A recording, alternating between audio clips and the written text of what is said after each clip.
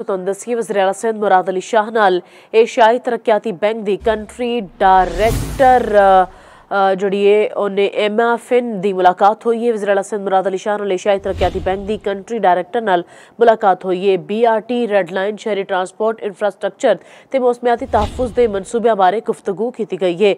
मुराद अली शाह ने वफद नूं red line मनसूबे दियां तमाम रुकावटां दूर करन ते काम तेज़ करन दी यकीन दहानी करवाई है।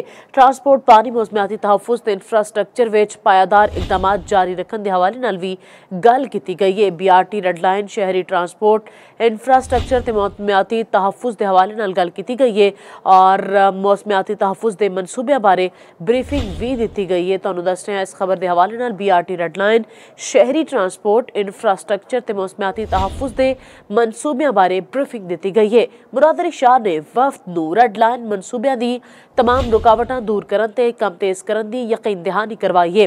वज़ीर आला सिंध मुराद अली शाह ने आख्या ट्रांसपोर्ट पानी मौसमियाती तहफ़्फ़ुज़ ते इंफ्रास्ट्रक्चर विच पायादार इकदाम जारी रखेंगे। SDB कंट्री डायरैक्टर MFN ने सिंध हुकूमत के अज़म ते कारकर्दगी नूं सराया है। सिंध हुकूमत के इकदाम काबिले तारीफ ने।